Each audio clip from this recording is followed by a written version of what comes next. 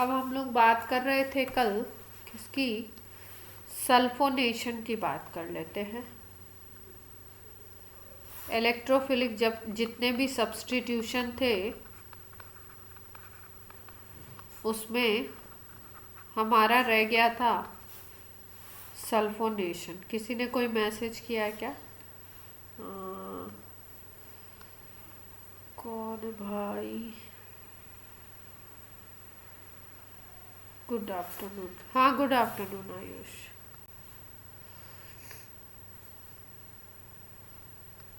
आज हम लोग करते हैं सल्फोनेशन।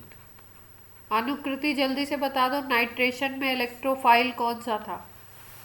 जल्दी फटाफट। नाइट्रेशन कल किया था ना उन लोगों ने, उसमें हमने इलेक्ट्रोफाइल कौन सा लिया था? अनुकृति, आप मेरी आवाज सुन पा रहे हो? मीत, आवाज नहीं जा रही क्या?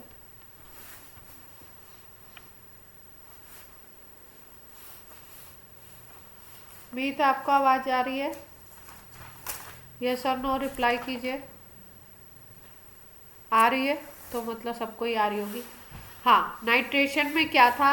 इलेक्ट्रोफाइल। कौन सी स्पीसीज ऐड होती थी? कौन था इलेक्ट्रोफाइल? मीत बताइए।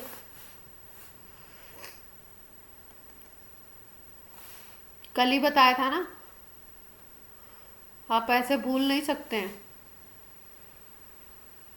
विधि,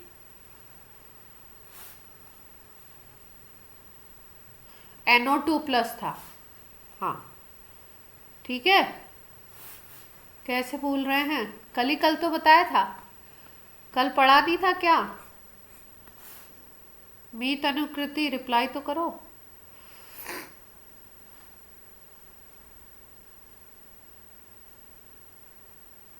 क्वेश्चन सुना था आपने? आवाज लैग हो रही है। मीत,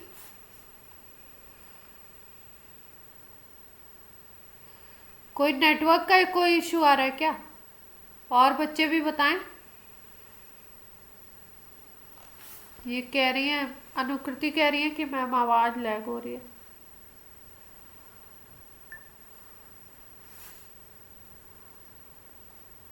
अच्छा, किसी को प्रॉब्लम हो रहा है, किसी को नहीं हो रहा। अच्छा, ऐसा। ओके, अगर लगेगा तो मेरे को कॉल करना, फिर मोबाइल से कनेक्ट कर देंगे। कल नाइट्रेशन हम लोगों ने करा था, उसमें नाइट्रेशन में NO2 स्पीसीज इलेक्ट्रोफाइल की तरह काम कर रही थी और उस NO2 को जनरेट करने वाले दो फैक्टर थे, कॉन्सेंट्रेटेड HNO3 और कॉन्सेंट्रेटेड H2SO4 हमने यूज़ किया था। ये स्ट्रॉन्ग था, तो ये क्या करता है, अपने H+ के थ्रू, ये जो H+ होता है इसका, ये यहाँ पे आकर के अटैच होता है और ये स्पीसीज बनाता है जिसमें ऑक्सीजन पे पॉजिटिव चार्ज आ जाता है, जिसकी वजह से ये लोन पेयर को, इस इलेक्ट्रॉन पेयर को लेते हुए H2O निकल जाता है, तो N पे पॉजिटिव चार्ज वाली स्पीसीज NO2 बन जाती है और यही इलेक्ट्रोफाइल की तरह काम करती है नाइट्रेशन में, और फिर NO2 अटैच हो जाता है बेंजीन रिंग पे। इसी तरीके से अगर हम कॉन्सेंट्रेटेड H2SO4 लेते हैं, फ्यूमिंग H2SO4 भी ले सकते हैं, इसमें कॉन्सेंट्रेटेड H2SO4 लेते हैं तो बेंजीन रिंग पे होता है सल्फोनेशन, और जो स्पीसीज इसमें इलेक्ट्रोफाइल की तरह काम करती है, वो इलेक्ट्रोफिलिक जो स्पीसीज है वो है SO3, और जो प्रोडक्ट बनता है उस प्रोडक्ट में आपको दिखाई देता है SO3H ऐड होता है। H2SO4 हमने लिया है कॉन्सेंट्रेटेड, इस पे अगर हम रिएक्शन कराते हैं तो यहाँ पे SO3H ऐड होता है, लेकिन बेसिकली अगर मैकेनिज्म देखें तो इलेक्ट्रोफाइल काम करता है SO3।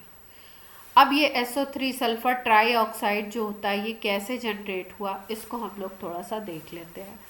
जैसे मान लीजिए सपोज H2SO4 के 2 मॉलिक्यूल्स ब्रेक होते हैं, तो ये ब्रेक होता है तो H3O प्लस SO3 और HSO4 माइनस बनाता है। एक बन गया H3O प्लस, एक बन गया SO3, एक बन गया HSO4 माइनस, ये तीन बनते हैं। और ये SO3 अब इलेक्ट्रोफाइल की तरह काम करेगा और जाएगा बेंजीन रिंग के ऊपर अटैक करने। तो ये इलेक्ट्रोफाइल क्रिएट हो गया। अब ये कैसा इलेक्ट्रोफाइल है, इसके ऊपर चार्ज है क्या, चार्ज देख पा रहे हैं? ये इलेक्ट्रोफाइल ऐसा इलेक्ट्रोफाइल है जो ऊपर से आपको देखने से कैसा दिखाई दे रहा है, न्यूट्रल दिख रहा है, ठीक है। लेकिन इसमें स्पेशल प्रॉपर्टी होती है, क्योंकि S जो है वो ऑक्सीजन से जुड़ा हुआ है और वो बॉन्ड होता है इसमें पोलर, इसलिए इसके जो बॉन्ड होते हैं इस तरीके से होते हैं।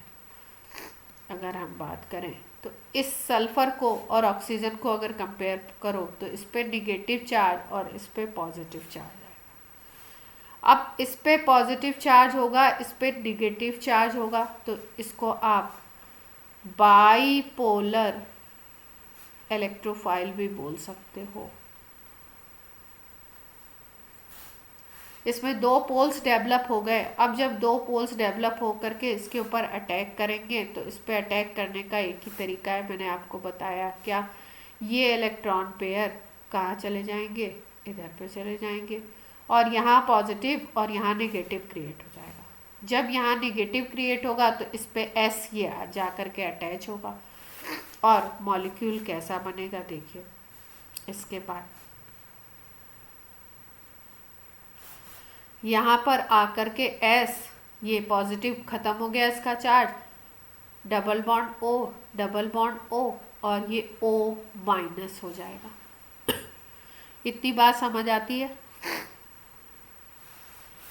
अब इसके बाद ये शिफ्टिंग हुई है इलेक्ट्रॉन की, इसलिए ऐसा हुआ है यहाँ पे। इसके बाद अगर हम बात करें तो ये वाला बॉन्ड तो हट गया है, यहाँ पे क्रिएट हो गया है पॉजिटिव सेंटर। अब ये पॉजिटिव सेंटर अगर हम रेजोनेंस के थ्रू देखें तो पाई सिग्मा पाई रेजोनेंस है, पाई सिग्मा पॉजिटिव रेजोनेंस है, तो ये पॉजिटिव चार्ज यहाँ भी आ सकता है, यहाँ भी आ सकता है। अगर इसका रेजोनेटिंग स्ट्रक्चर आप लिखना चाहो तो इस तरीके से लिख सकते हो।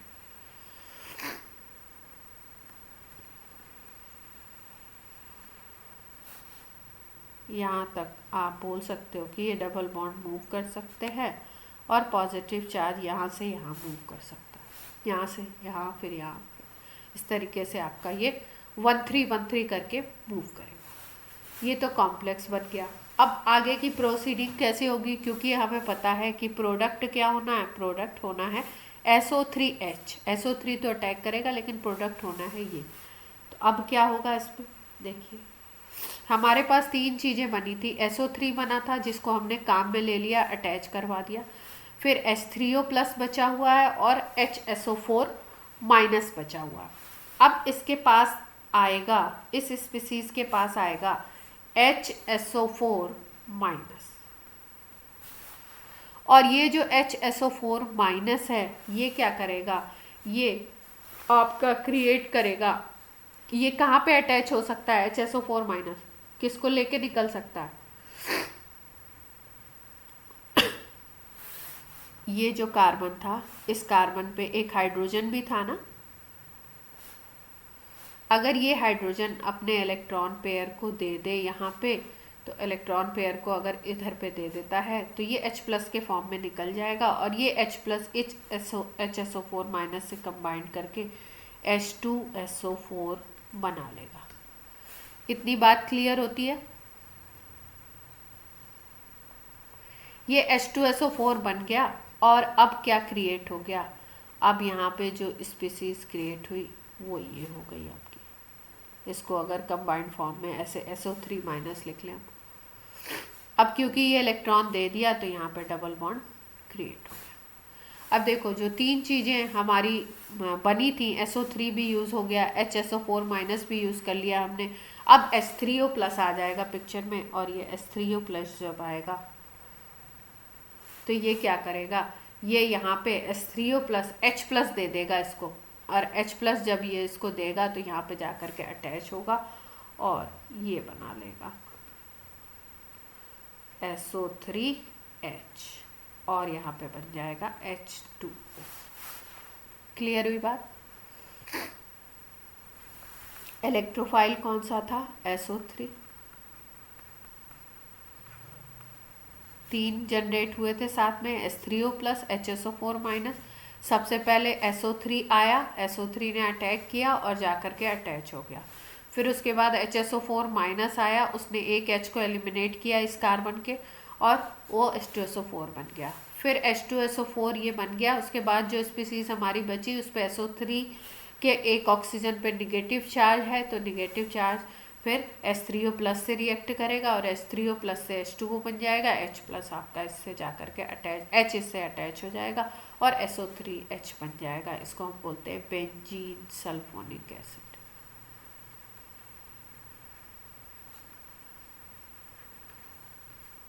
क्लियर है बात?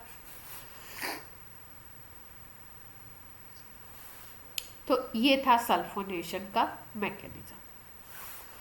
अब हम लोग आ जाते हैं सीधे अपने एल्डिहाइड कीटोन पे।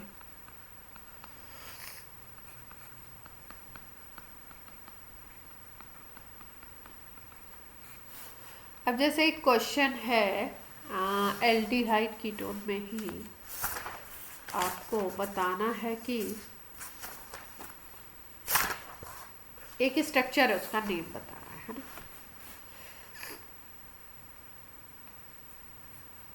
अभी आवाज आ रही है ना प्रॉपर?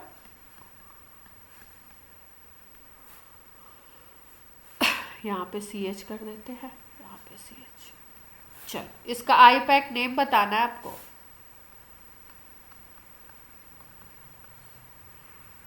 अभी अपने 2 चैप्टर है, इसलिए बीच बीच में आपसे पूछते हुए भी करवा रही हूँ चैप्टर, तो दिक्कत वाली कोई बात नहीं है। आराम से आप कोर्स के लिए रिलैक्स रहना, हो जाएगा।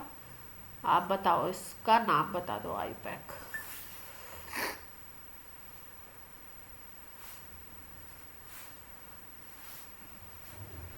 कौन बता रहा है?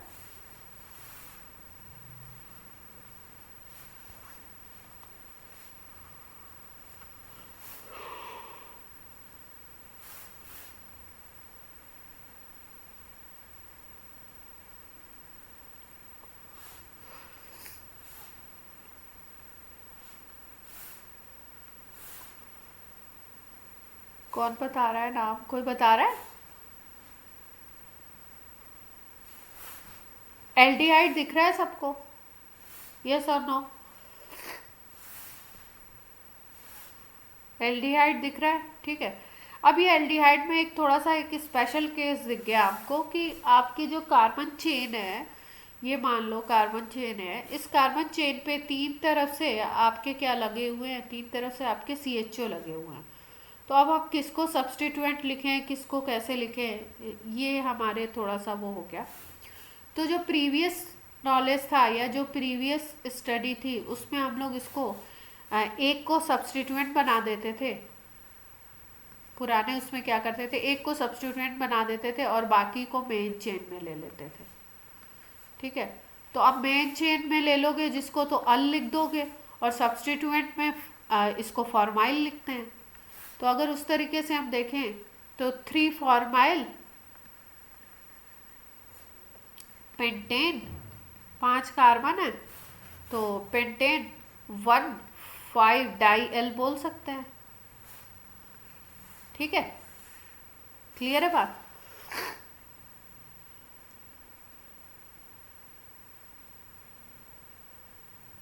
यस और नो? ठीक है। लेकिन अभी क्या करते हैं, अभी क्या करते हैं कि अगर इस तरीके से अटैच है CHO, तो अभी क्या करते हैं, अभी हम लोग इसको ये 3 कार्बन ले लो, 1 2 3, ठीक है। और इसको हम लोग लिख देते हैं आपका कार्ब एल्डिहाइड। 1 2 3 इसको ले लिया, पहले पे, दूसरे पे और तीसरे पे, तीनों पे CHO लगे हुए हैं ना, और इसको कार्ब एल्डिहाइड लिखते हैं और 3 कार्बन की चेन मानते हैं। Propane 1 2 3 try carb aldehyde. Clear है बात सबको?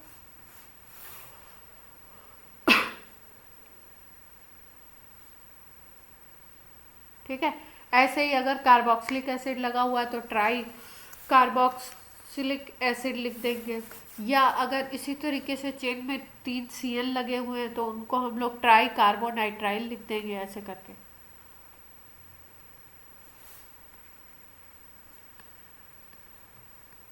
ये CN लगा हुआ है ऐसे। वैसे तो हम लोग CN के कार्बन को गिनते हैं, काउंट करते हैं, लेकिन अगर ऐसा केस हमें दिख जाता है तो इन 3 को ले लेते हैं प्राइम,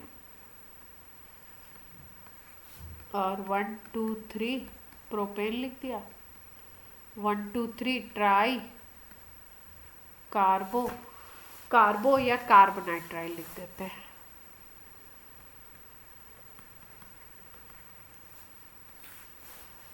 ठीक है। अब देखो एक और केस देख लो इसमें। जैसे मान लो ऐसा हमें मिल गया, CHO है साइड में,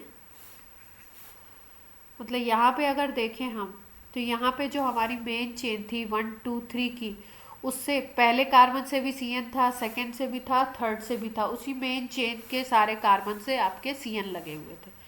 अगर कुछ ऐसा केस हमें मिले, CHO CH2 CH2 CH2 CHO CH2 CHO, देख पा रहे हैं? तो यहाँ पे अगर हम इसको मेन मानते हैं, इस चेन को, ये 4 कार्बन की मिल रही है, इसको अगर मेन लेते हो तो एक तो इस मेन से अटैच है, दूसरा भी मेन से अटैच है, लेकिन ये वाला डायरेक्टली यहाँ पे CHO ना हो करके कहाँ पे है, CH2 फिर जा करके CHO है। देख पा रहे हैं डिफरेंस क्या है?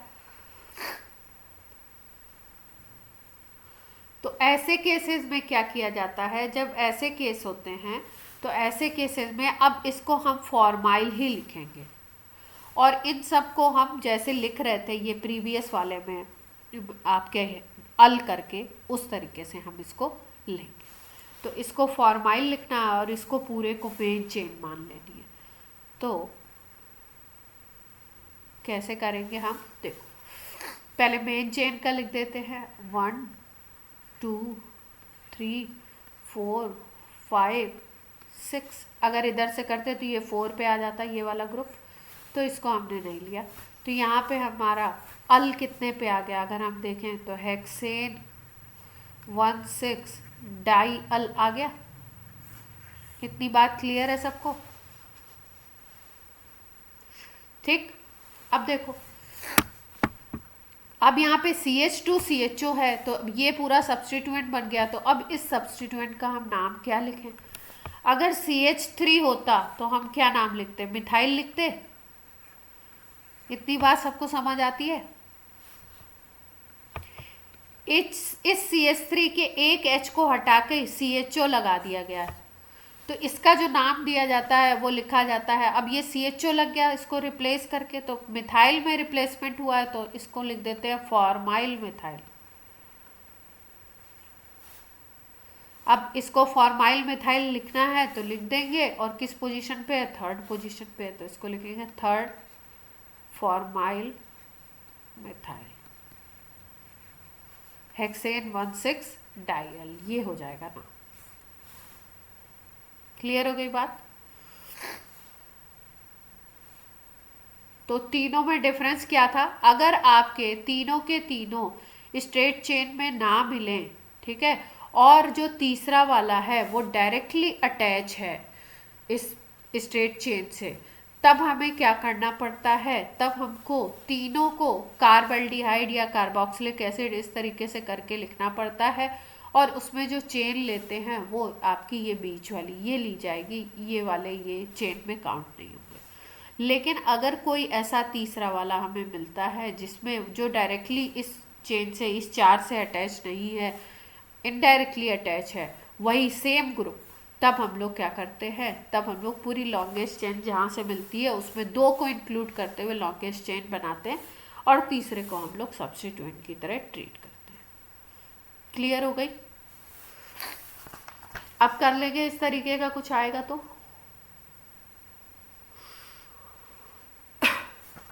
अब देखो जैसे ये है एक,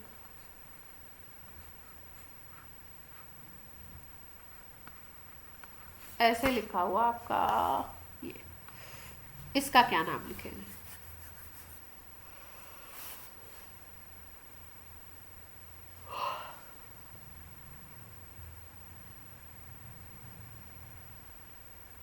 अब ये एरोमेटिक तो है नहीं लेकिन साइक्लिक है ना। अगर बेंजीन की रिंग होती तो बेंजल्डिहाइड इस टाइप का कुछ बन जाता।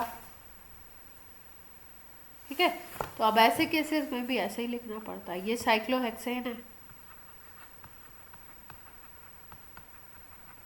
Carb aldehyde, cyclohexane carb aldehyde. ठीक है,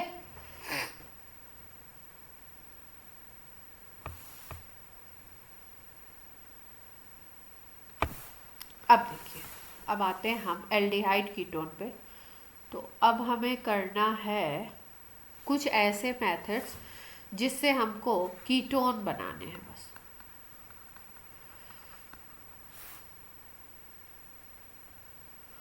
ओनली फॉर कीटोन, ऐसा मेथड कर रहे हैं जिससे हमें कीटोन मिले।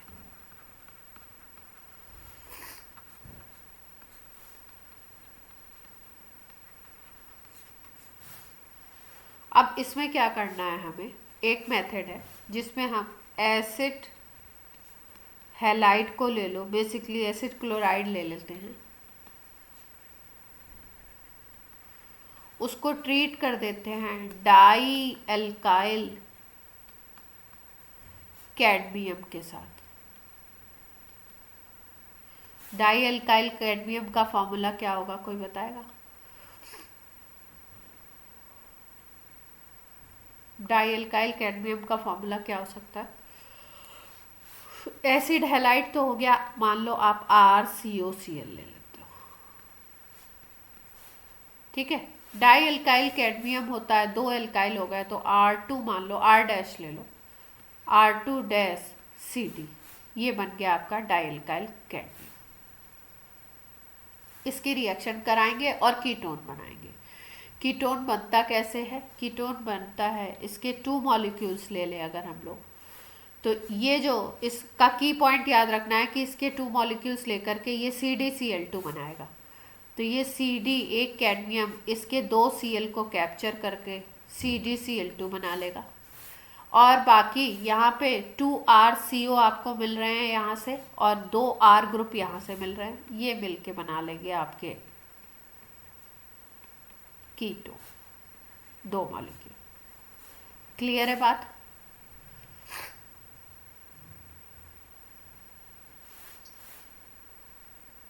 आप कोई भी अगर एग्जांपल ले लो, अगर हम सिंपल एसिटिक वाला ले लें, CH3COCl ले लिया हमने, CH3COCl ले लिया, 2 मॉलिक्यूल्स ले लिए। डाई एल्काइल कैडमियम मान लो C2H5CD ले लिया, C2H5 whole twice CD, diethyl cadmium हो गया ये, इसके साथ ट्रीट कर देते हैं। अब हमें पता है CD को जाना है किसके साथ, दोनों Cl के साथ, तो ये बन गया CdCl2। अब बाकी CH3CO 2 हो गए आपके, CH3CO और C2H5 यहाँ पे अटैच हो गया, तो 2 मॉलिक्यूल इसके क्रिएट हो गए। क्या नाम है इसका, कौन सा कीटोन है? IUPAC बोल दो।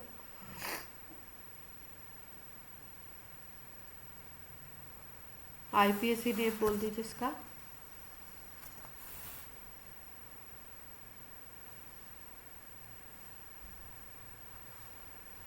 आवाज नहीं आ रही क्या बच्चों? हेलो, क्या कुछ गड़बड़ है वॉइस में? तो नाम बोलो, ये तो बड़ा इजी है, फटाफट बोलो नाम, कोई भी बोल दो, कोई ऐसा थोड़ी है, किसी को मैंने नहीं बोला है, कोई भी बोलो।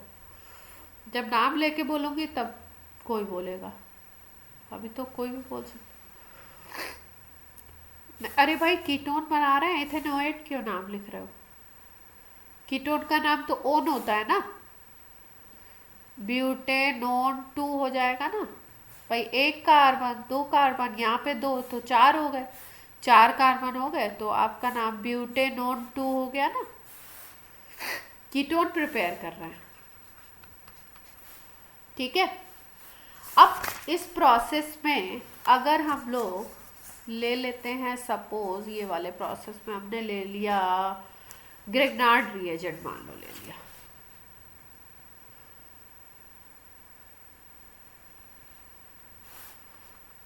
पहले इसका करते हैं। मान लो हमारे पास ये वाला है, बेंजोइल क्लोराइड बोलते हैं इसको,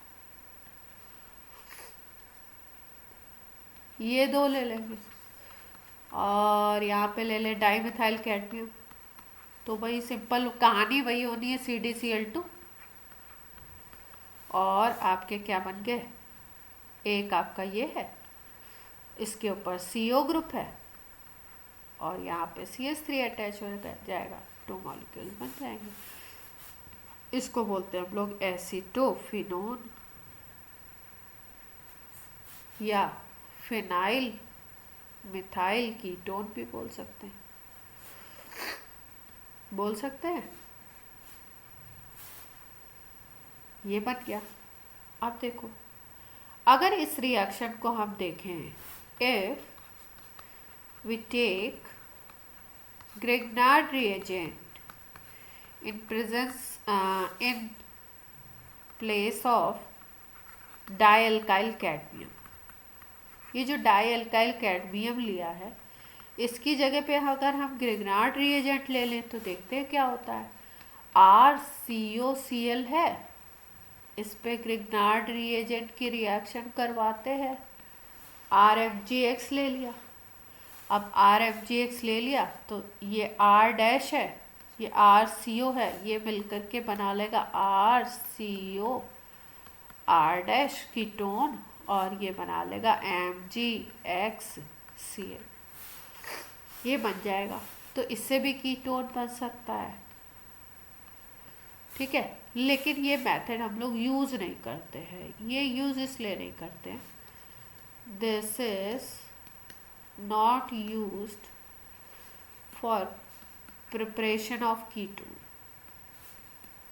अब क्यों नहीं यूज़ करते हैं, ये देखो, ये जो कीटोन बनता है ना, ये फिर से रिएक्ट करके MgXCl से, ये फिर से आपका ये जो कीटोन है, ये फिर से आपका RMgX के अगर और मॉलिक्यूल वहाँ पे प्रेजेंट होते तो उनसे रिएक्ट कर जाता है, और कीटोन का कीटोन बना नहीं रहता है, ये इसके साथ दूसरी रिएक्शन कर देता है। देखो जैसे ये R डैश है, अगर ये आपका यही आपके, कोई ज़रूरी तो है नहीं कि हमने अमाउंट लिया तो उसमें इसका एक ही मॉलिक्यूल होगा, एक मॉलिक्यूल ने कीटोन बनाया और फिर वही कीटोन इस R डैश MgX के दूसरे मॉलिक्यूल से रिएक्ट कर जाएगा, और उसके बाद रिएक्ट करने के बाद ये जो बनाता है, ये बनाता है आपका 3 डिग्री अल्कोहल बना देता है प्रोडक्ट। तो होता क्या है कि अगर हम बनाने चले कीटोन और हमें मिल गया क्या, 3 डिग्री अल्कोहल, तो ये बात बन नहीं पाती है। इसीलिए हम लोग कीटोन के लिए ये वाला मेथड ग्रिग्नार्ड रिएजेंट को ना यूज़ करके डाईअल्काइल कैडमियम यूज़ करते हैं। क्यों? क्योंकि ग्रिग्नार्ड रिएजेंट की रिएक्टिविटी डाईअल्काइल कैडमियम से ज़्यादा होती है। ये तो उतना ही रिएक्ट करता है कि बस कीटोन बना दे, और ये जो होगा क्या होगा ना, जो कीटोन बनेगा उससे भी फिर ये रिएक्ट कर जाएगा और ये बना देगा आपका 3 डिग्री अल्कोहल। अब यहाँ पे जो एडिशन होता है वो कुछ इस तरीके से होता है। अगर इसको हम बोलते हैं निगेटिव चार्ज इस पे आ जाए, इस पे पॉजिटिव आ जाए, तो RMgX आपको पता है कैसे टूटता है, ये पॉजिटिव और ये निगेटिव पार्ट बनता है। तो पॉजिटिव वाला पार्ट इस पे अटैच होगा, निगेटिव वाला पार्ट इस पे अटैच हो जाएगा।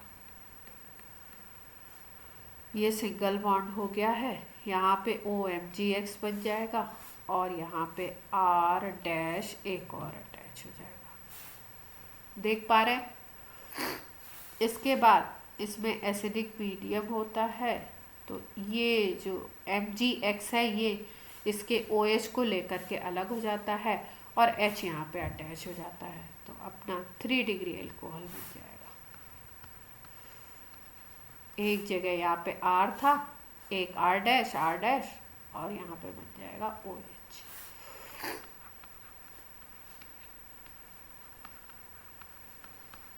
और MgOH अलग हो जाएगा। तो यहाँ पे 3 डिग्री अल्कोहल बनना स्टार्ट हो जाता है। हम बनाने चले हैं कीटोन और 3 डिग्री अल्कोहल बनने लगे तो गड़बड़ बात हो जाएगी। इसीलिए डाई इल्काइल कैडमियम यूज़ करते हैं, लेकिन ग्रिग्नार्ड रिएजेंट RCOCl के साथ नहीं यूज़ किया जाता। क्लियर हो गई बात यहाँ तक?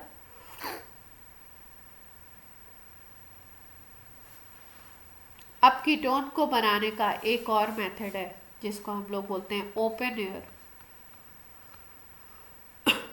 ऑक्सीडेशन। इसमें क्या होगा देखो, इसमें थोड़ा सा ऐसे एक्सचेंज होता है और ये 2 डिग्री अल्कोहल से बनता है। 2 डिग्री अल्कोहल लिया आपने, सेकेंडरी अल्कोहल, इसकी रिएक्शन हम कराते हैं reflux with aluminium tertiary butoxide,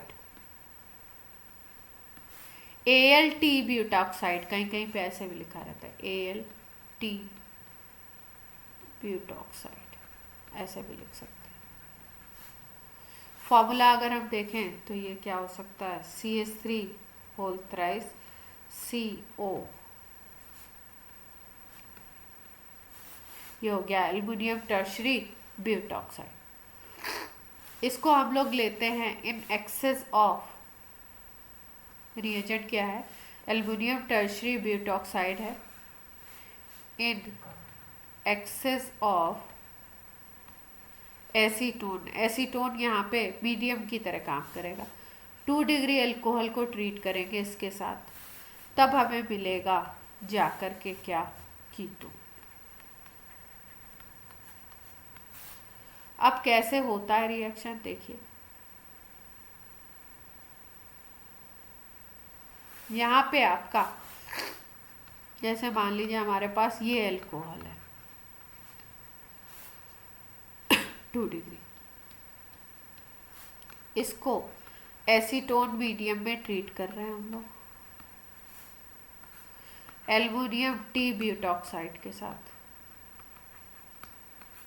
तो होता क्या है, ये जो 2 डिग्री अल्कोहल है ये कीटोन में कन्वर्ट हो जाएगा और ये जो एसीटोन है ये कन्वर्ट हो जाता है आइसोप्रोपाइल अल्कोहल में।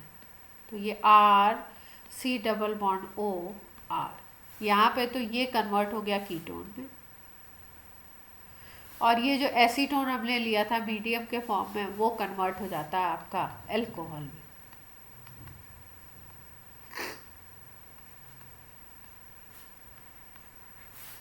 देख पा रहे हैं, जस्ट अपोजिट हो गया, मैकेनिज्म ऐसे नहीं है बट जस्ट अपोजिट हो गया। RR CHOS था, अब ये क्या हुआ, यहाँ पे ऑक्सीडेशन हो गया, ये बन गया कीटोन RR CO, और ये CH3 CO CH3 जो था एसीटोन जो था ये OH में कन्वर्ट हो जाता है। देख पा रहे हैं, इसको बोलते हैं हम लोग open air oxidation. Aluminium tertiary butoxide कहीं पे दिखेगा तो आप ध्यान देंगे कि 2 डिग्री अल्कोहल दिया हुआ है, क्या हमारे पास एसीटोन की प्रेजेंस में करा रहे हैं क्या रिएक्शन, तो ये होगा ओपन एयर ऑक्सीडेशन। ये है आपका मेथड केवल कीटोन को प्रिपेयर करने का। अगर आपको केवल कीटोन बनाना है तो आप इस मेथड को अप्लाई कर सकते हो। अब अगर हम बात करें कीटोन के और मेथड, तो और जनरल वाले तो हम लोग कर चुके हैं। देखो एक होता है, इसको हम लोग शायद कहीं पे करा है हमने फिनॉल में एक बार, फ्राइज या फ्रीज रीअरेंजमेंट बोलते हैं इसको। क्या है देखिए, इसमें हम लोग लेते हैं फिनॉलिक एस्टर और फिनाइल एस्टर, फिनॉलिक और फिनाइल एस्टर ले लिया हमने, इसका ट्रीटमेंट करा देते हैं। जैसे मान लो हमारे पास ये है OCOCH3, ये एस्टर हो गया, AlCl3 ले लिया और CH2 मीडियम में, इन CH2 मीडियम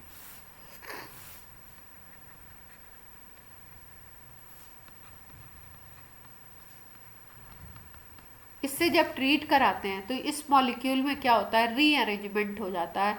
रीअरेंजमेंट कैसे होता है, ये वाला जो ग्रुप है ये ऑर्थो पोजीशन पे या पैरा पोजीशन पे अटैच हो जाएगा और आपका ये जो है ये फिनॉल बन जाएगा, मतलब OH आ जाएगा यहाँ। बेंजीन रिंग पे OH का मतलब फिनॉल होता है ना, ये OH आ गया। और ये आपका COCH3 और दूसरा आपका एक ऑर्थो पे और एक बन जाएगा आपका पैरा पे। क्लियर है बात? अब हम लोग इसको, इस कंपाउंड को जब बेंजीन रिंग के ऊपर COCH3 लगा हो रहा था तो इसको हम एसिटोफिनोन कह रहे थे, क्योंकि ये ग्रुप एसिटो हो गया और कीटोन बन रहा है तो एसिटोफिनोन नाम देते हैं इसको। अब ये भी एसिटोफिनोन है, इस पे एक हाइड्रोक्सी लग गया है तो इसको हम लोग नाम देते हैं ऑर्थो हाइड्रोक्सी एसिटोफिनोन, और इसको बोलते हैं पैरा हाइड्रोक्सी एसिटोफिनोन। क्लियर है बात?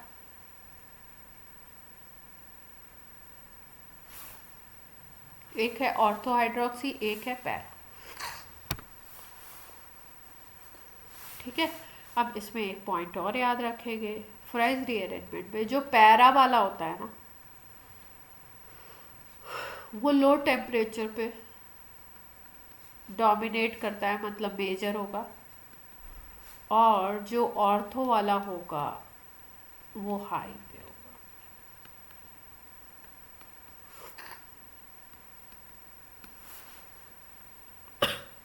ये है अपना फ्राइज रीअरेंजमेंट। अब अगर हम बात करें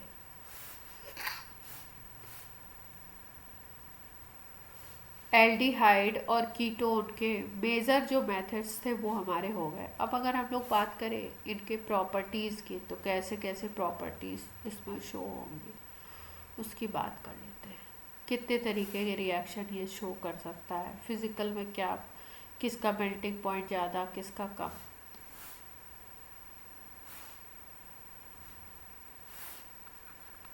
एल्डिहाइड कीटोन के अगर हम प्रॉपर्टीज़ की बात करें तो प्रॉपर्टीज़ में अगर हम बात करते हैं सपोज कि ये मॉलिक्यूल होते कैसे हैं, तो मॉलिक्यूल को अगर देखो तो आपको पता है कि CO बॉन्ड है इसमें, मान लो ये एल्डिहाइड है तो ये CO बॉन्ड है, कीटोन है तो भी इसमें क्या है CO बॉन्ड है। एल्डिहाइड में भी CO बॉन्ड है, कीटोन में भी CO बॉन्ड है। ये जो CO बॉन्ड है कार्बोनिल जो है आपका ग्रुप, ये होता है आपका sp2 हाइब्रिडाइज। इसमें कार्बन कैसा होता है sp2 हाइब्रिडाइज। तो sp2 हाइब्रिडाइज हो गया, मतलब इस CO का जो स्ट्रक्चर होता है। हाँ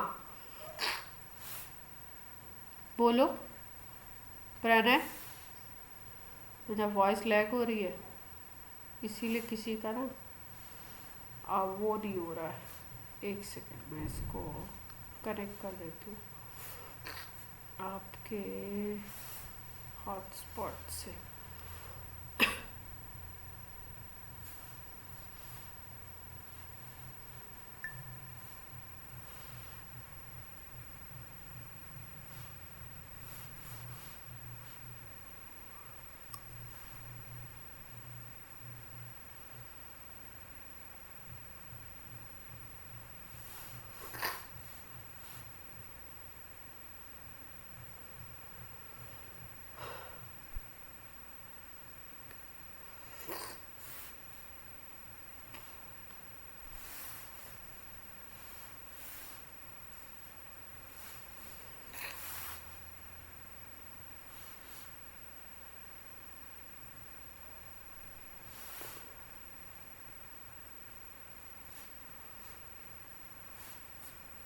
अभी ठीक है, अभी आवाज़?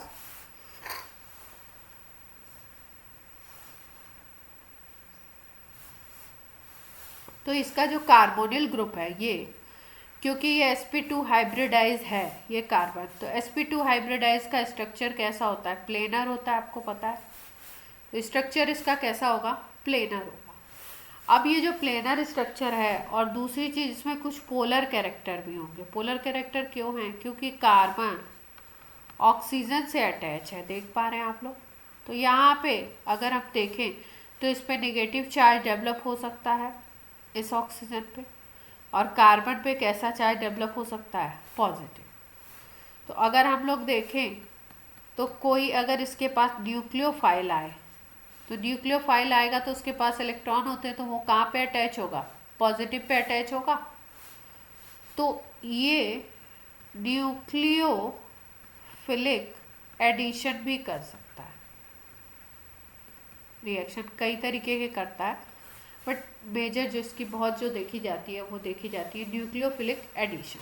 तो न्यूक्लियोफिलिक एडिशन भी करता है, एलिमिनेशन रिएक्शन भी करता है, और भी कुछ स्पेशल टाइप की रिएक्शंस होती हैं। और इसका जो नेचर होता है इस बॉन्ड का, वो कैसा होता है, पोलर। क्लियर हुई बात।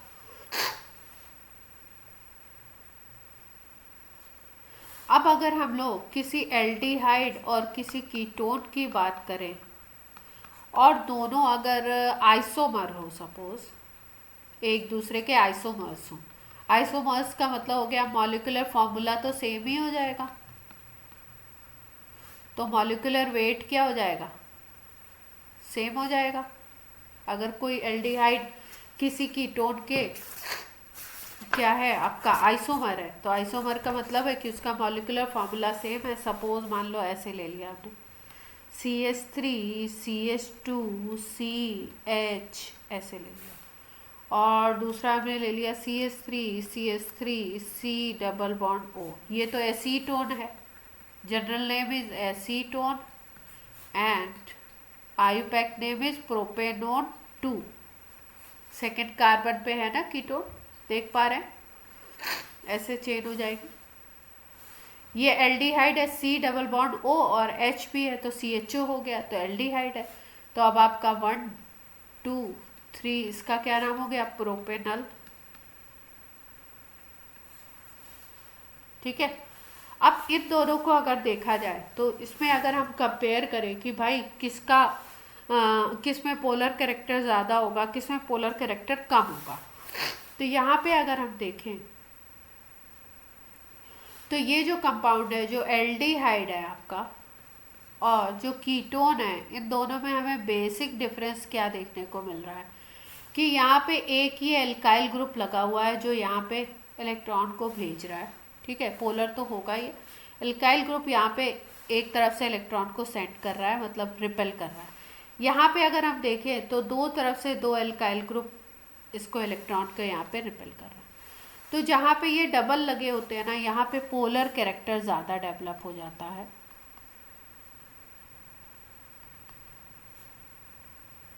तो कीटोन के केस में पोलर कैरेक्टर ज़्यादा डेवलप होगा CO बॉन्ड में, और उसी का अगर उसी तरीके का एल्डिहाइड है तो उसके केस में कम डेवलप होगा। दूसरी चीज़ अगर हम लोग बात करें कि भाई इसमें किसका, अगर ये आइसोमर हैं एक दूसरे के, तो मॉलिक्यूलर फार्मूला तो सेम है, तो उसकी बेसिस पे तो हम लोग ये नहीं कह सकते कि किसका बॉइलिंग पॉइंट ज़्यादा हो सकता है और किसका कम हो सकता है। तो किस बेसिस पे हम लोग देखें कि किसका बॉइलिंग पॉइंट ज़्यादा होना चाहिए, किसका कम होना चाहिए। तो अगर इसको हम देखें तो आपको हम लोगों ने क्या बताया था, एक हम लोग का कॉन्सेप्ट ये चलता था ना कि जो आपका आयनिक कंपाउंड है उनके बॉइलिंग पॉइंट ज़्यादा होंगे,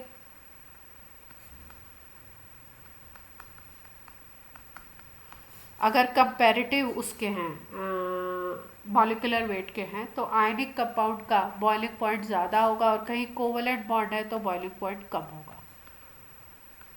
यही बात होती है। अब यहाँ पे देखो, आयनिक का मतलब पोलर कैरेक्टर, यहाँ इसमें पोलर कैरेक्टर ज़्यादा है, तो यहाँ पे इसके जो बॉइलिंग पॉइंट होंगे वो क्या होंगे, हाई होते हैं। अगर दो आइसोमर्स हैं, एक एल्डिहाइड और एक कीटोन, दोनों एक दूसरे के आइसोमर हैं, तो boiling point of ketone is more than aldehyde. क्या रीज़न था? ये रीज़न था कि यहाँ पे पोलैरिटी ज़्यादा डेवलप हुई है, आयनिक कैरेक्टर ज़्यादा है, आयनिक कैरेक्टर ज़्यादा होगा बॉन्ड में, तो वहाँ पे बॉइलिंग पॉइंट को वो बढ़ा देगा। क्लियर है बात? अब देखो, अब अगर बात की जाए वाटर में सॉल्युबिलिटी की,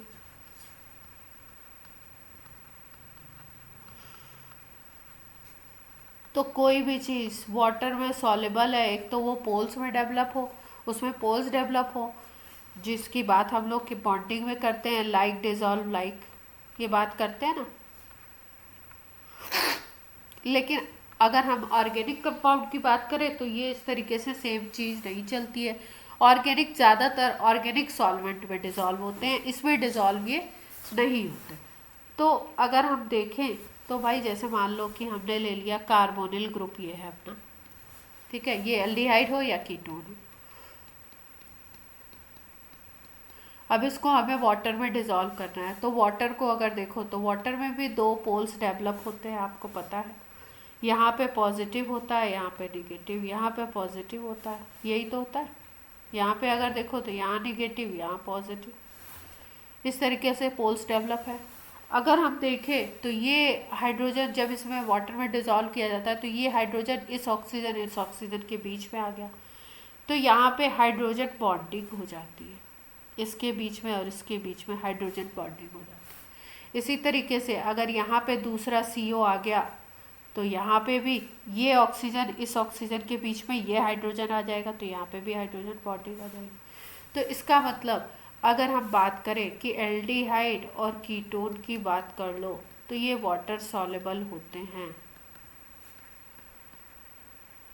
ड्यू टू H बॉन्डिंग।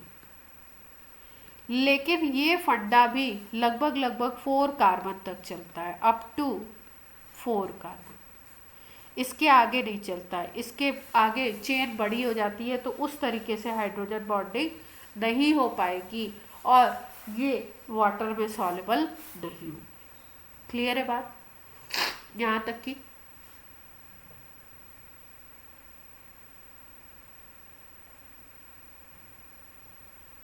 अभी वॉइस वगैरह प्रॉपर है ना, आवाज़ तो आ रही है अभी?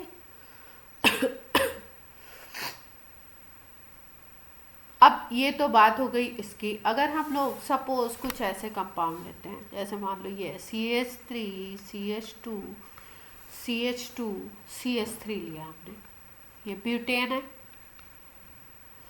इसका अगर हम मॉलिक्यूलर वेट निकालें तो 60 आता है और इसका रिपोर्ट किया गया बॉइलिंग पॉइंट लगभग 273 केल्विन। इसी तरीके से देखा गया CH3 CH2O CH3, ये ईथर है, मिथाइल इथाइल ईथर, ठीक है, या इथाइल मिथाइल ईथर बोल सकते हो। ये हो गया आपका नाम, अगर लिख दें तो मेथॉक्सी इथेन। इसका अगर मॉलिक्यूलर वेट देखें हम लोग तो इसका मॉलिक्यूलर वेट भी 60 आता है और अगर हम BP देखते हैं तो 281 आ जाता है। इसी तरीके से CH3 CH2 CH2OH हमने ले लिया प्रोपेनॉल 1 या प्रोपेनॉल। इसका अगर वेट निकालो तो वो भी 60 होता है, लेकिन इसका 370 केल्विन आता है बॉइलिंग पॉइंट। तो रीज़न क्या पड़ता है? रीज़न देखो, ये तो सिंपल कार्बन चेन का कंपाउंड है, इसमें कोई ऐसी पोलैरिटी वगैरह डेवलप नहीं होती। ये अगर हम देखें मिथॉक्सी एथेन तो थोड़ा सा यहाँ पे कहीं पोल्स डेवलप हो सकते हैं, लेकिन उतनी पोलैरिटी नहीं होगी। इसको अगर देखो, इस कंपाउंड को अगर देखो CH3 CH2 CH2OH को अगर देखो तो इसमें क्या होगा, इसमें हाइड्रोजन बॉन्डिंग हो जाएगी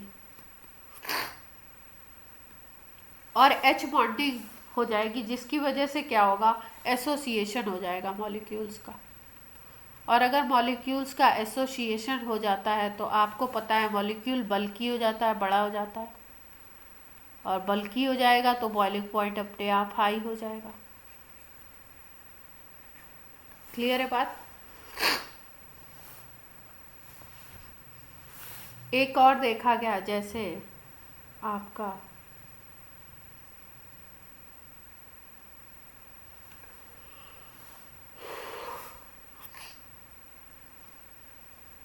तो इससे हमें क्या पता लगा कि अगर सेम मॉलिक्यूलर वेट के या कंपैरेटिव मॉलिक्यूलर वेट के हम लोग एल्केन लेते हैं, ईथर लेते हैं और अल्कोहल लेते हैं, तो सबसे ज़्यादा बॉइलिंग पॉइंट किसका होता है? अल्कोहल का। क्यों? क्योंकि यहाँ पे कौन सी बॉन्डिंग हो जाएगी? H bonding. ये अपने मॉलिक्यूल के साथ ही H बॉन्ड बना लेगा, क्योंकि यहाँ पे OH है, दूसरे मॉलिक्यूल का जो OH होगा वो O इस H के साथ ट्रैप कर लेगा, हाइड्रोजन बॉन्डिंग बना लेगा, जिसकी वजह से यहाँ पे आपका क्या हो जाएगा? BP हाई हो जाएगा। क्लियर? देखो यहाँ पे 60 था वेट, यहाँ पे भी 60 था, यहाँ पे भी 60 था, या 273 पे चल रहे थे, 81 पे चल रहे थे, थोड़ा सा डिफरेंस आया। यहाँ पे सीधे लगभग आपका 100 केल्विन का जंप आ गया, 370 पे पहुँच गया। ठीक है, तो क्यों हुआ? क्योंकि हाइड्रोजन बॉन्डिंग के कारण। क्लियर है बात?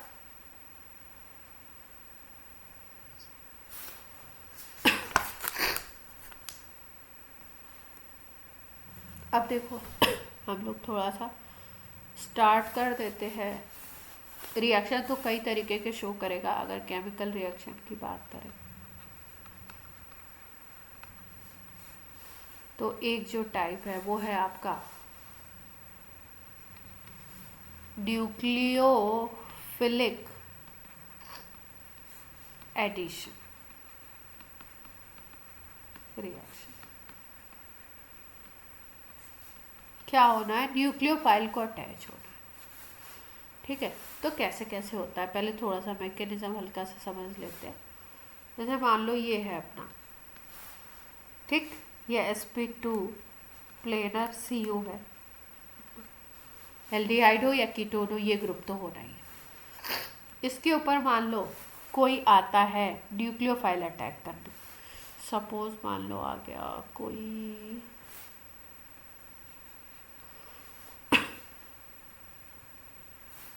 ये Z माइनस मान लो कोई आ गया, तो अब क्या होगा? ये जो बॉन्ड है इसमें पोलर कैरेक्टर है, तो यहाँ निगेटिव यहाँ पॉजिटिव, देख पा रहे हैं? अब ये जो Z माइनस है ये आकर के इस पे अटैच हो जाएगा, ये Z आकर के अटैच हो गया, ये O क्या बन गया? माइनस। अब यहाँ sp2 हाइब्रिडाइजेशन था, डबल बॉन्ड था, क्योंकि यहाँ पे सारे बॉन्ड कैसे हो गए? सिंगल।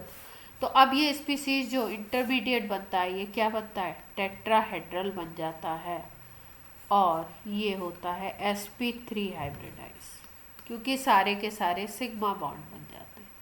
देख पा रहे हैं? Tetrahedral species, tetrahedral intermediate create हो जाता है। इंटरमीडिएट कैसा होता है? टेट्राहेड्रल। और इसके बाद फिर अगला रिएजेंट आता है, वो अगला रिएजेंट इस पे O माइनस पे अटैच होता है।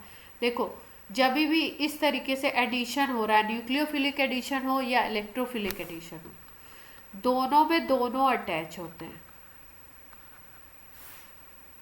SCN को ऐड करवा के दिखाते हैं इस पे आपको, दोनों में दोनों अटैच होते हैं। उसका क्या मतलब है? न्यूक्लियोफिलिक एडिशन की बात कर रहे हैं,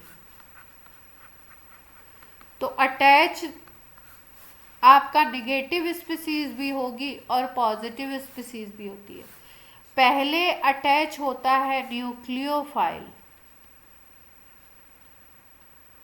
फर्स्ट अटैच, इसीलिए हम लोग न्यूक्लियोफिलिक एडिशन बोल देते हैं। फिर उसके बाद इलेक्ट्रोफाइल भी अटैच होता है। जैसे देखो अगर हम बात करें किसकी, SCN को ऐड करवा रहे हैं, ये हमारे पास CH3CHO है, एसिटल्डिहाइड, ठीक है। इस पे हम रिएक्शन करा रहे हैं एसिटल्डिहाइड विद HCl, ये रिएक्शन है इसका एग्जाम्पल, तो इसको हम लोग देखते हैं। देखो क्या होगा, ये बेसिक मीडियम में रिएक्ट करता है।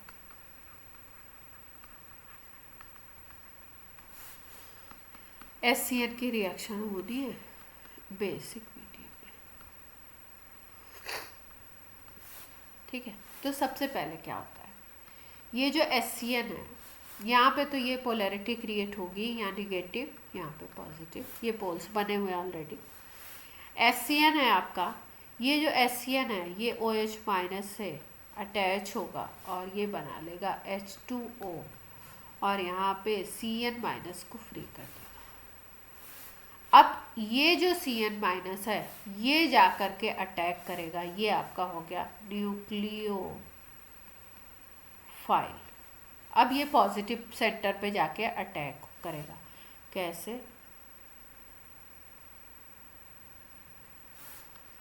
ये था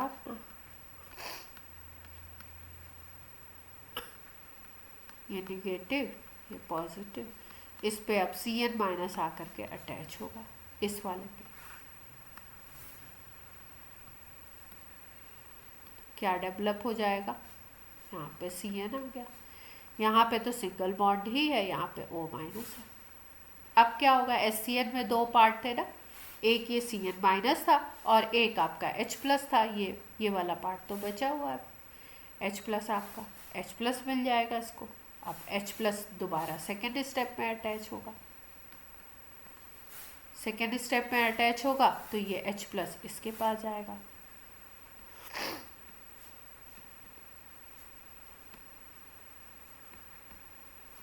OH बनाएगा, ठीक है। तो यहाँ पे क्या हो गया आपका, अगर हम देखें तो पहले ये न्यूक्लियोफाइल अटैच हुआ,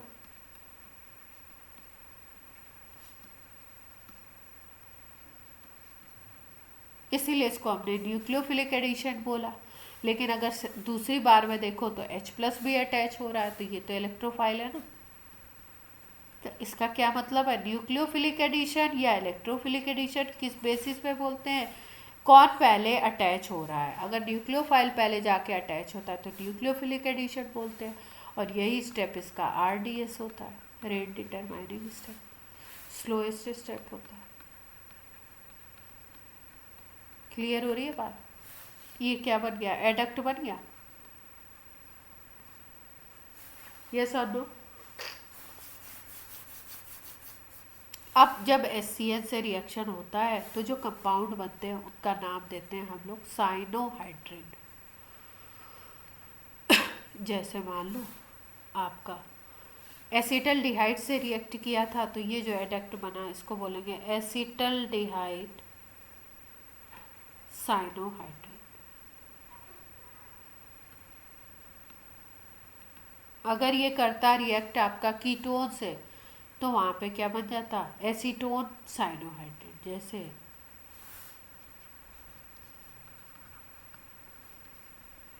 टाइम बता दीजिए मुझे ज़रा आप लोग, 39 हो गया है, बस मुझे क्लास छोड़नी है आज थोड़ा सा। ये CH3CHO है, अब इस पे CH3COCH3 है, कीटोन है, इस पे हमें HCN को ऐड कराना है, तो यहाँ पे निगेटिव यहाँ पे पॉजिटिव। अब ये जो HCN है इससे हमें क्या मिलेगा, CN माइनस पहले जाके यहाँ पे अटैच हो जाएगा,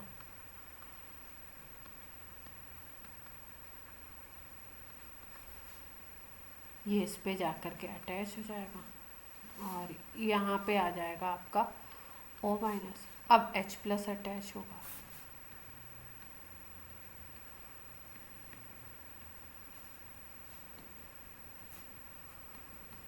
तो OH बन जाएगा, इसको हम बोलेंगे ये एसीटोन है तो एसीटोन साइनोहाइड्रिन।